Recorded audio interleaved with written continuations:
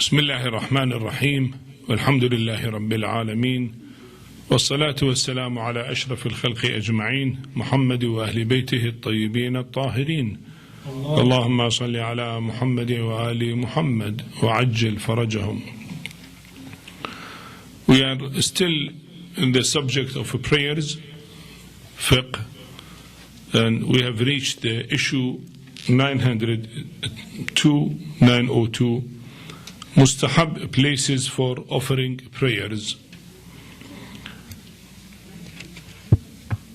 In Islam, great emphasis is laid on offering prayers in a mosque. Masjid al-Haram is superior to all the mosques, and after it the order of priority is as follows: Masjid al-Nabi, Masjid al-Kufa, Masjid Baytul Maqdis in Jerusalem. Then comes the number of Jami' Masjid, central mosque of every city, followed by the mosque situated in one's locality, and then that of the bazaar, of the market. It is mustahab to pray in mosque. There is a great emphasis. Actually in hadith, لا صلاة لجار المسجد إلا في المسجد. The one who is neighbor to the mosque, his prayer is not accepted unless it is prayed in the mosque. Because he is neighbor to the mosque, he should come to the mosque. Of course, not accepted does not mean from fiqh point of view if not accepted, but the great thawab that he should get from the prayer, he will not get it. He will lose great tawfiq. Otherwise, not that his prayer is void and null. No, it is not void if you pray at home, but the benefit of the prayer and the great reward of Allah for his prayer will not be there because he did not go to the mosque and he is neighbor to the mosque. There is no difficulty. So always is better to pray in the mosque. But the mosque number one where there is great thawab is Masjid al-Haram in holy city of Mecca. Well, in some hadith they said each rak'at there is equal to 1 million rak'at. Thawab of each rak'at is to 1 million. The second holy mosque is Masjid al-Nabi sallallahu alayhi wa sallam in Medina. And the third important mosque is Masjid al-Kufa. The mosque of Kufa is one of the great four mosques. Probably not many people know about this fact, but that is there, that mosque is one of the great mosques, not an ordinary mosque in a city. Because in that mosque there are many signs of prophets. The place where Adam alayhi salam had asked Allah for repentance, Maqam Tawbah to Adam, is in that mosque. The place where water at time of Prophet Noah used to come from earth and then the flood happened is from that mosque, and so many other important places in that mosque. So that is not an ordinary mosque of any city, it is a very important mosque. And the fourth mosque is Baytul Maqdis, which is in Jerusalem. Also that thawab is there. So these four mosques have the priority in order. After that, it comes in one town, in one city, the main mosque, the big mosque, they call Masjid al-Jami'. Masjid al-Jami' is a word where the people gather in Jum'ah prayer. And according to Ahl al-Bayt, Jum'ah prayer cannot be prayed in every mosque. The distance between one Jum'ah and one Jum'ah should be a farsakh, should not be nearby. About 5.5 kilometers distance should be there, so people from around that may come to one mosque. So that is the main mosque for a town. Let us say from side to side is about radius of 11 kilometers radius, which usually the cities are not more than that. Small cities. So they have usually one central mosque. So to pray in that central mosque there is more thawab. If not, then it is mosque in your locality. And then mosque in the market. Usually in the business areas there are mosques, so the people at time of Dhuhr, they can come directly to the mosque, offer their prayer, and go back to their business. Will not be late. They don't need to move or walk for a long distance.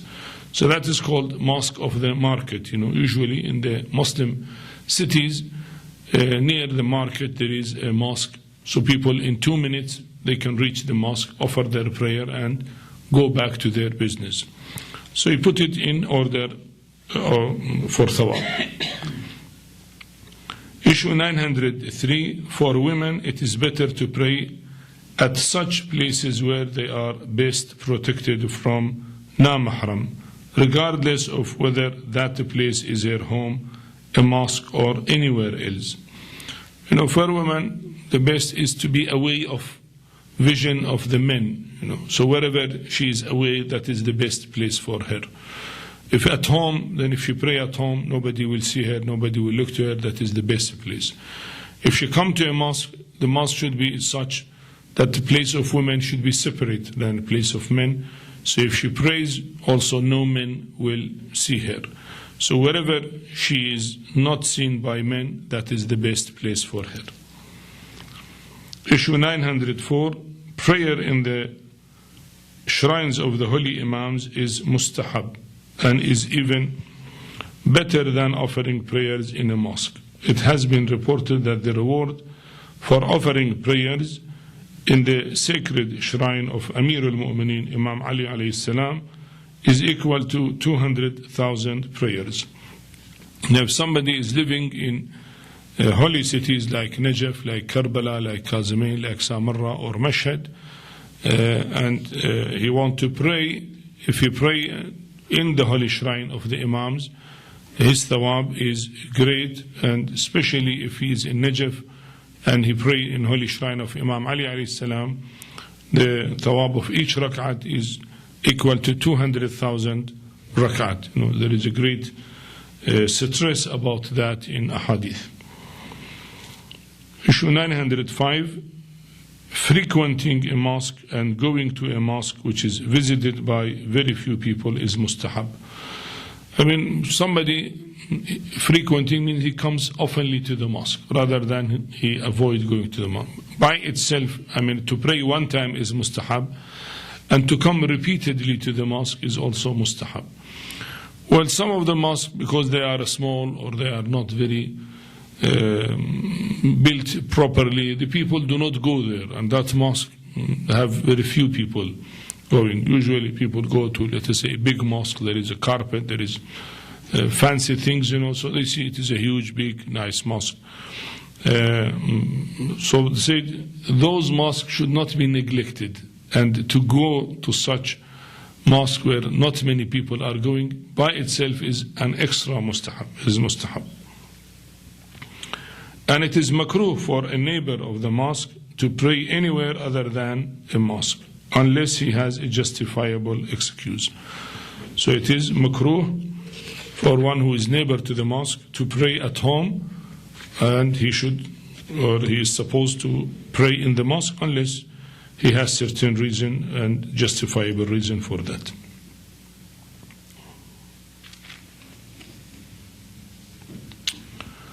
Issue 906, it is mustahab that one should not sit to eat with a person who does not attend prayers in a mosque, should not seek his advice, should not be his neighbors, and should not enter into matrimonial bond with his family. Now, some people unfortunately do not understand the importance of going to the mosque, so they are careless and they do not go. Maybe once in a year, or maybe in his life he may go once. He is not caring to go to the mosque. So as you see here, then it is makruh to build a relation with that person, or to sit with him in food, invite him, or even to have matrimonial relation with him. Let us say your son married to his daughter, or his son married to your daughter. That is makruh to accept it, because he should feel that what he is doing is wrong. Mosque is a place of meeting of all the Muslims, and it is a place of prayer to Allah subhanahu wa ta'ala, shows obedience to Almighty Allah subhanahu wa ta'ala, And at the same time, the social problems of the Muslims are solved in the mosque. They discuss their problems, religious problems, social problems. They know each other. If somebody is in need, they know about him. If somebody is sick, they know that he is not coming today. Why? They ask why he is absent today. Well, they know that he is sick. They go and visit him at home. So the social life will be very active when the people all come to the mosque and they know about each other. Now, if they don't come to the mosque, if somebody is sick maybe for 1 week, nobody knows about him. If somebody is in need, nobody knows about him. Somebody has a tragedy, nobody knows about him. So the mosque is the actually central place for Muslims to meet. And in Islam, it had a great role at the time of the Prophet Muhammad sallallahu alaihi wasallam. The mosque actually was the place of the government, because the religious education was there. It is a Ministry of Religious Affairs. The Ministry of Army was there, because the training to build their body and power was done in the mosque. You get the youth, and they train to fight and be very brave in fighting. The Ministry of Foreign Affairs were there. If a delegate comes to negotiate with the Prophet, they come and negotiate there. The Ministry of Internal Affairs were there. If any problem for Muslims, it will be there. So actually all the government used to run from the mosque. If there is any problem, they call for the prayer to the mosque. The people come, when there is azan from the minaret, the people know that there is something important and urgent, so all will come to the mosque, and then a message will be delivered to them that there is a problem, there is enemy coming, there is such happened, and so on. So mosque had a great role in Islam, and what is mentioned here is actually some part of that. Otherwise, if you go to a hadith, there are a lot of hadith about importance of praying in the mosque. We come to another subject. Places where offering prayers is makruh. It is not haram, but it is makruh. If one can avoid one, better to avoid these places. Issue 907, there are a number of places where it is makruh to offer prayers. Some of them are the following. In public bath. Well, public bath in the old days and in some of the countries nowadays is still there. In the old days, the baths were not available at home. Toilet is there, but no bathroom, because it needs to have a proper heat and proper services, which was not available. The people used to go to public bath in each locality. There was a public bath. In Turkey, in Iran, in Iraq, in Syria, Lebanon, in many countries, that was the trend. So the people, when they go in the public bath and take bath, when they come out, they are tired, they take rest, sometimes they offer their prayer there. So it is okay, but it is makruh to offer prayer in public bath. Saline land in which is saltish land, so to stand on that saltish land. This is certain lands which has mine of salt, and then if somebody stand there and pray, it is makruh. Facing a human person, if somebody is standing and you face him at time of the prayer, is makruh, So one has to be aside, so no human being should face him. On a road or a street, provided that offering of prayers at these places does not cause inconvenience to others. If it is source of inconvenience and discomfort to them, it is haram to obstruct their way. Some people, because their house is busy or a small house they come out in the alley, it is a small roads, and they offer a prayer there. Well, the people can cross, but that is a public place for people to go and come. So it is makruh to pray there. But if you create inconvenience to people, then it becomes haram, because public place is for people, not for person himself to use it for even for prayer. Facing an open door. See, if you are in your bedroom or any room, and if the qibla is facing the door, then it's better to close the door. Facing an open door is makruh. I don't know why, but maybe because some people will pass and then your concentration will be diverted, or for any other reason Allah knows better. So anyhow, if you pray toward Qibla and that is toward an open door, is better to close the door because it is makruh. In the kitchen and at every place where there is a furnace, or a place there is a fire and furnace, then it is makruh to pray at any place when there is fire. Facing fire or a lamp. So even if there is a candle, a fire in front of you, it is makruh to pray facing the fire. Facing the picture or models of living creatures unless it is covered. If there is a picture toward Qibla, is not haram and your prayer is alright, but it is makruh, as he is saying. So either you remove the picture from your face or you should be covered. Some people will turn the picture upside down, so they should not see the picture at the time of the prayer.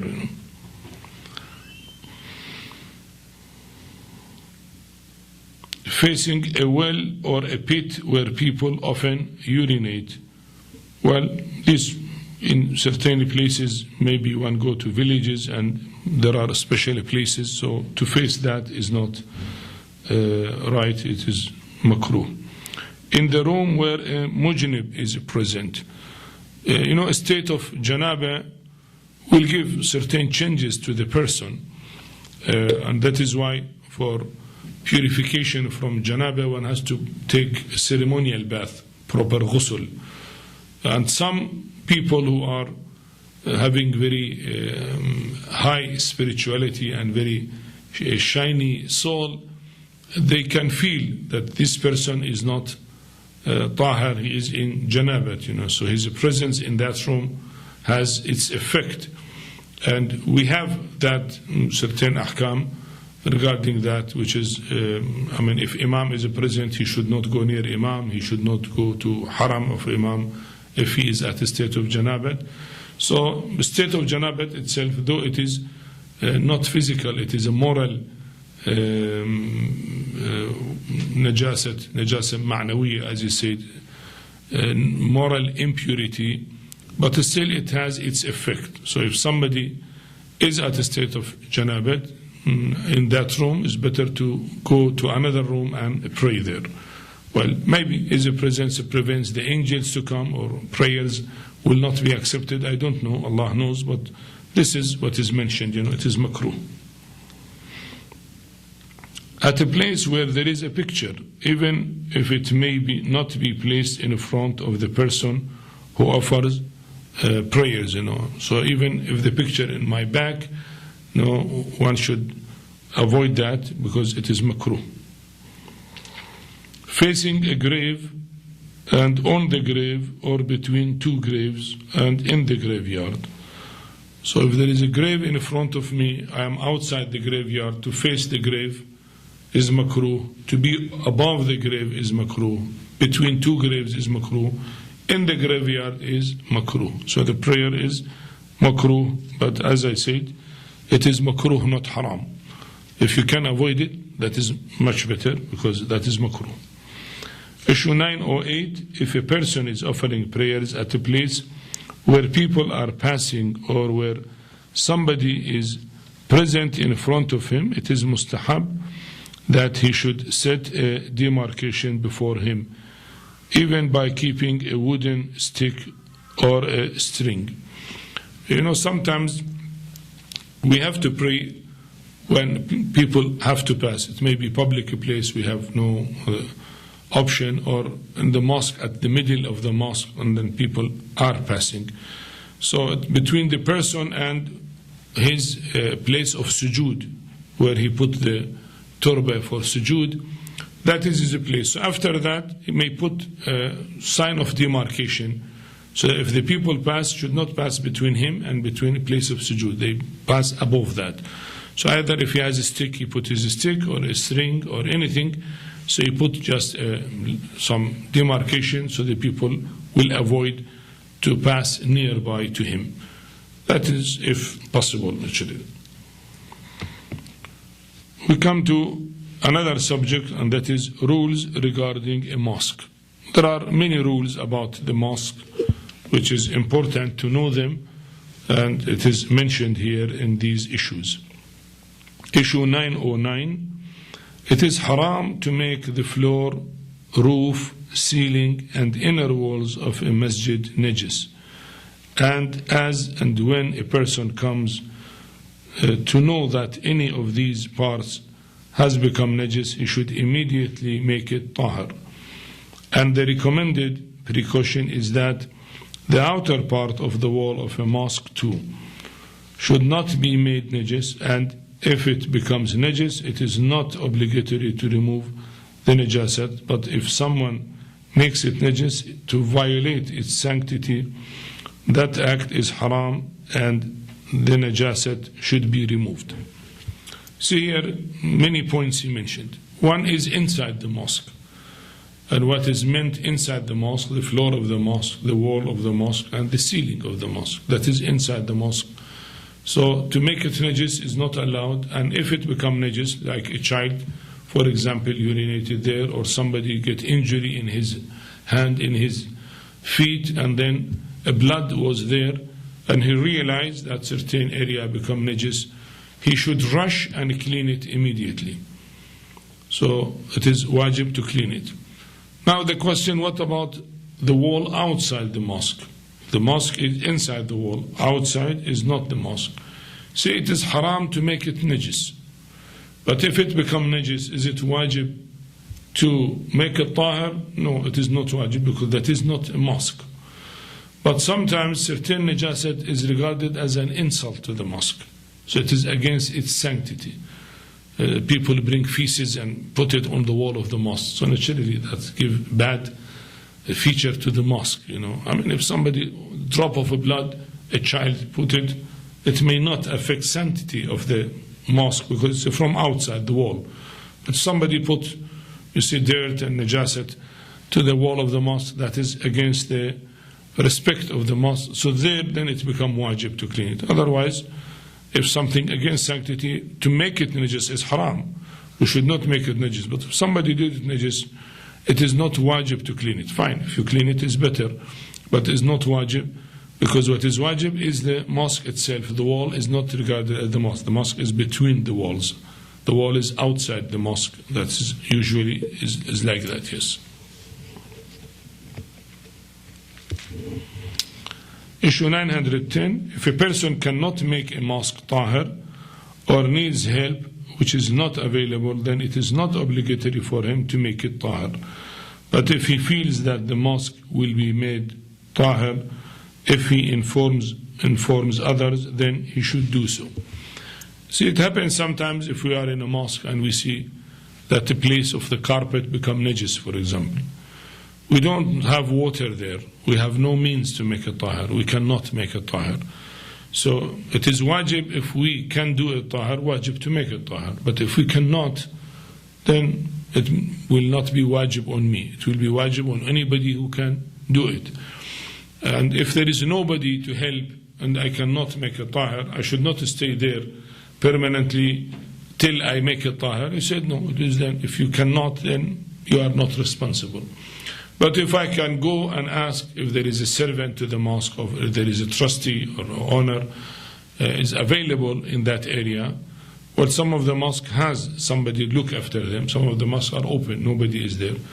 So if I can ask somebody, okay, then I should go and ask him and tell him, okay, this area is najis, and he must have his own way to bring water and to make it tahir.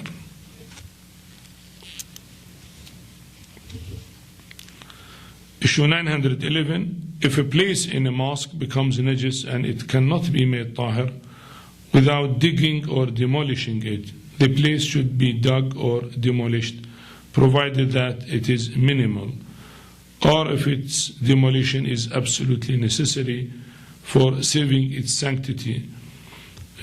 Otherwise, demolition is a matter of ishkal.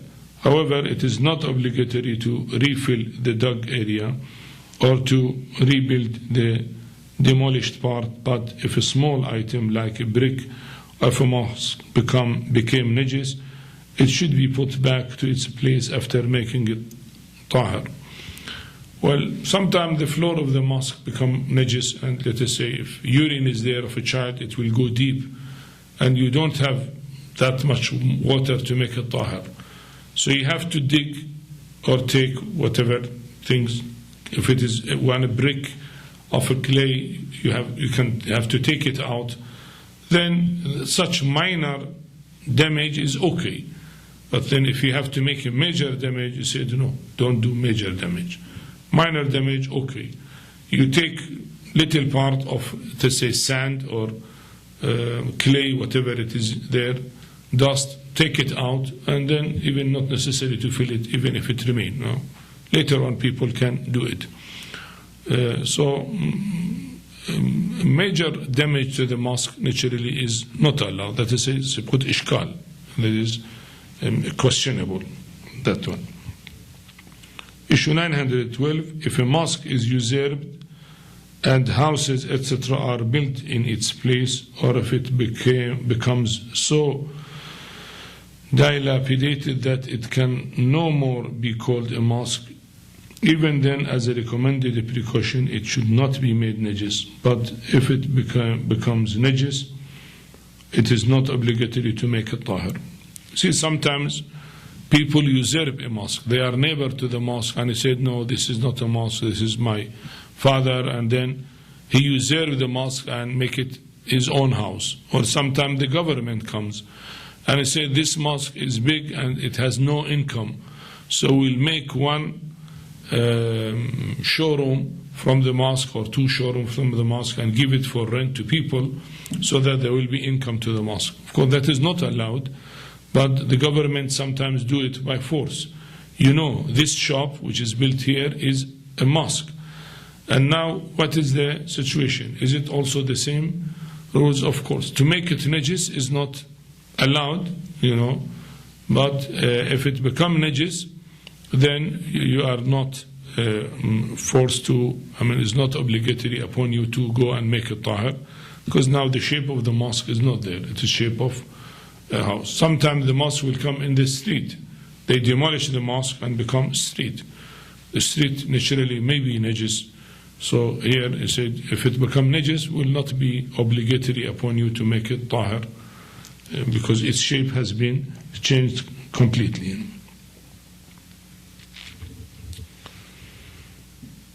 But as he said, as recommended precaution, one himself should not make it najis. But if it becomes najis by others, is not wajib to make it tahir.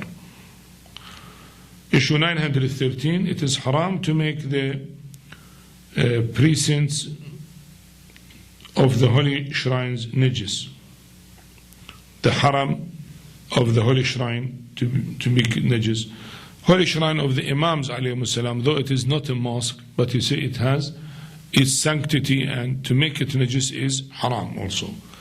But if any one of these precincts become najis, and if its remaining is that state affects its sanctity, then it is obligatory to make it tahir.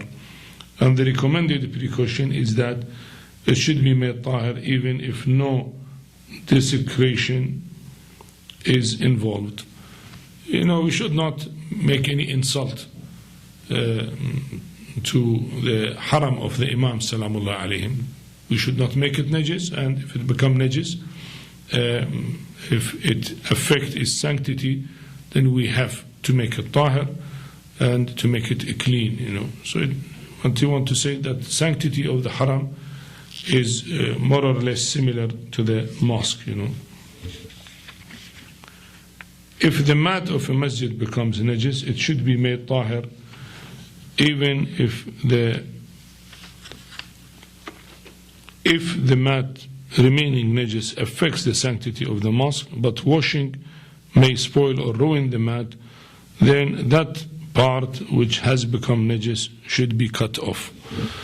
You know, if the mat is najis, you may wash it, but sometimes the carpet or the mat may be a wooden one. If you wash it, it gets spoiled. You cannot spoil a property of a mosque. So what to do? He said, if little part you can cut, throw it, then should be cut. At least najasat should not be there. That is in case it is against sanctity of the mosque.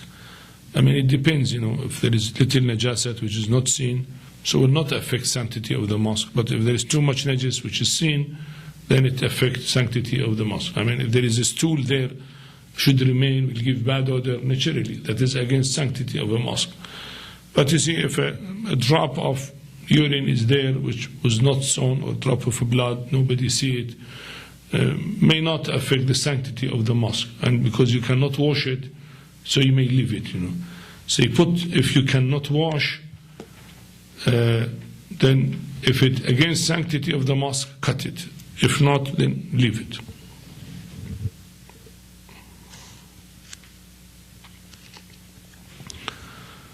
Issue 915, you see these are many examples given here. It is haram to carry the najisul ayn, or a thing which has become najis, into the mosque. If doing so desecrates the mosque. In fact, the recommended precaution is that even if desecration of the mosque is not involved, najisul ayn should not be carried into it. Now, najisul ayn, let us say if my finger has blood and I am outside the mosque, if I enter the mosque, this original impurity like blood is there. I am entering. So is it allowed or not? I am not touching anywhere of the carpet or of the wall, so I will not make the mosque najis. But I am carrying in my finger, let us say in my hand, there is blood. So is that allowed or not? Or if a child is najis in his pampers, for example, and we take him inside, so we are taking najasat inside, He said if it desecrates the sanctity of the mosque, not allowed. And he said as a precaution, he put it here as a precaution, and he said as a recommended precaution, even if it has no effect on sanctity of the mosque, should not be taken inside. So if a child, we have to change the diaper and throw the impurity outside in the garbage, and then get the child inside. Or if there is blood, I go and wash my hand before entering the mosque. When there is no blood, I enter the mosque.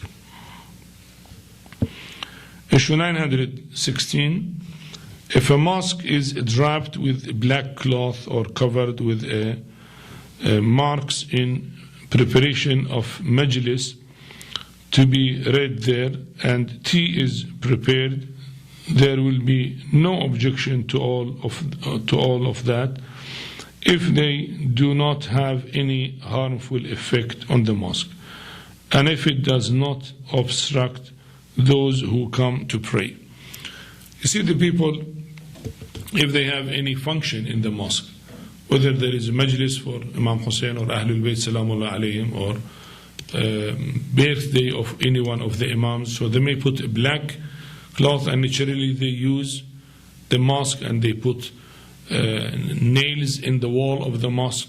So he said if all those acts do not affect the function of the mosque, which is for a prayer, then it is okay. I mean, you cannot block the mosque that the people cannot pray there, But that will not affect, and because there is a genuine reason for that, that is also for the sake of Allah subhanahu wa ta'ala, to remember Ahlul Bayt Salamullahi alayhim, so it will not be haram, and it is okay.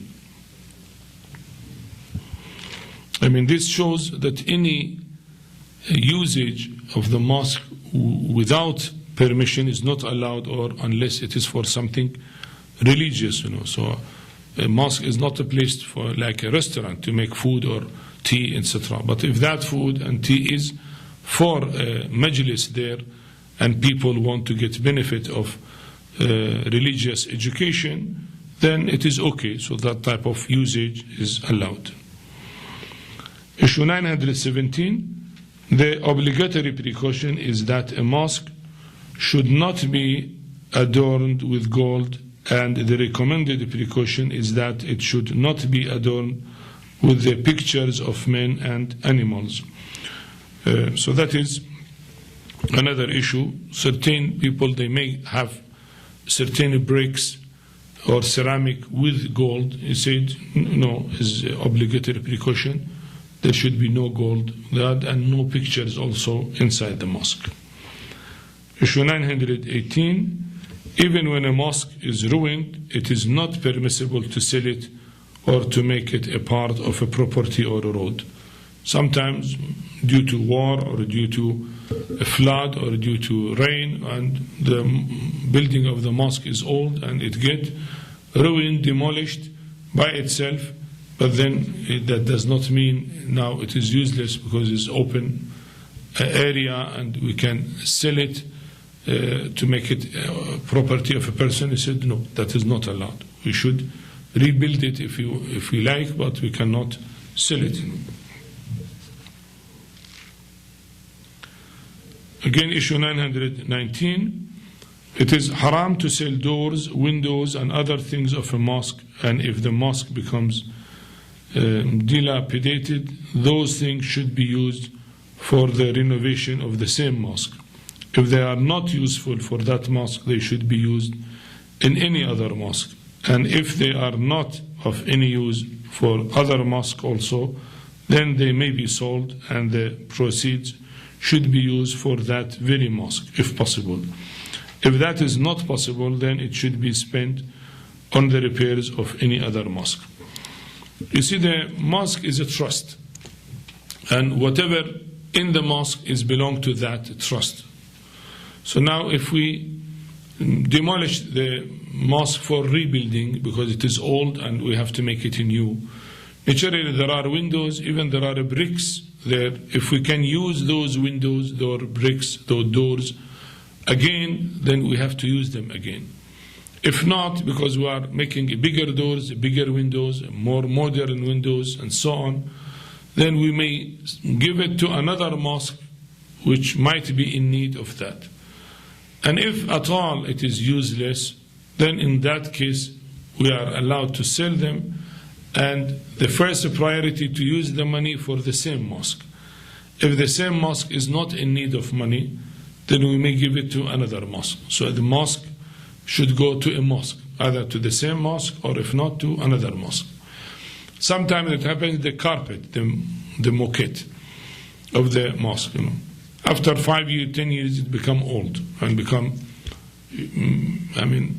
ashamed that it is so old and cut here and there, so you have to remove it. Now, if that carpet is useful for another mosque after removing part of it, so we have to use it to another mosque. If it is so old that is not useful to any other mosque, then we are allowed to sell it, and then the net proceed will be given to the same mosque if needed. If not, then again, because it is money of the mosque, we should give it to another mosque. Should not spend that money on any other charity, though all charities are good, but because this is a belonging of a mosque, should be spent on the mosque.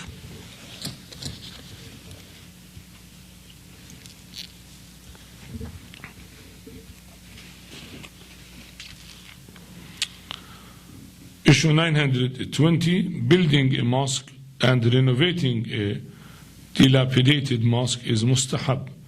And if a mosque is so ruined that it is not possible to repair it, then it can be demolished and rebuilt. In fact, a mosque which may not be in a bad state can be demolished for extension or to facilitate the needs of the people. See, in demolishing the mosque, there is a great restrictions, Said if you can do repair, then do the repair. That is allowed, not to demolish it. But if the mosque becomes small and you have a big land outside the mosque and the number of people coming is too much and that is not meeting the need, maybe is not built properly for heat or air condition or other. So then if the people want for the benefit of the mosque to demolish, then it is allowed in that case to demolish and then make it a bigger mosque for benefit of the people. Otherwise, haphazardly without a proper need should not be done, not allowed. Issue 921, to keep a mosque clean and tidy and to illuminate it is mustahab. And for a person visiting a mosque, it is mustahab to apply perfume and wear neat and good dress, and to ensure that the soles of his shoes do not contain any najasat. And when entering the mosque, to put his right foot in first, and on exit to put his left foot out first. Similarly, it is mustahab that one should come to the mosque earlier than others and leave it after they have departed. These are certain mustahab things. They say, خُذُوا زِينَتَكُمْ عِنْدَ كُلِّ masjid. Get your zina, your beauty at the mosque. Not to come with a dirty dress and dirty body to the mosque and with bad odor of the sweat and that. That is not the right thing. Of course, it's not haram, but the mustahab is to have a clean and neat dress and to have perfumes. And when we enter the mosque, first we put the right step. And when we are coming out of the mosque, we first put the left step. Well, some say that if somebody dies on that, say if his right step is a front, then he will die to the front, he will fall to the front. If he's left, then he will fall to the back. I don't know if that is correct scientifically or not, but Allah knows, why maybe the right foot has some certain philosophy, we don't know about it, but it is mustahab to do that. And even mustahab to be the first one to enter the mosque and to be the last one who leaves the mosque, because the mosque is dear to us and we are supposed to enter the mosque earlier than others. Issue 922, it is mustahab that when a person enters the mosque, he should offer 2 rak'ats of prayer as gesture of greeting and respect to the mosque. But it will suffice if he offers any obligatory or mustahab prayers. Sometimes people enter the mosque not for a prayer, maybe in the afternoon or in the morning, 10 o'clock morning, he enters the mosque for any reason. Maybe he has an appointment with his friend to meet in the mosque.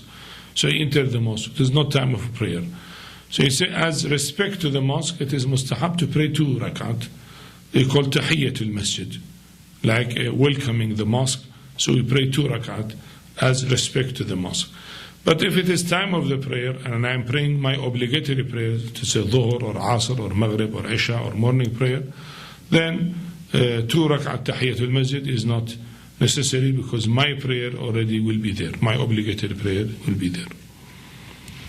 Issue 923, it is makruh to sleep in a mosque, except when helpless and to talk about worldly affairs. When helpless. The second one, and to talk about worldly affairs. Third is to engage oneself in some craft. 4, and to recite poetry, which is not religiously instructive. It is also makruh to spit or throw phlegm or mucus from the nose in a mosque, or to shout or raise one's voice except for adhan. So these are the etiquette when we enter the mosque, which is clear mentioned.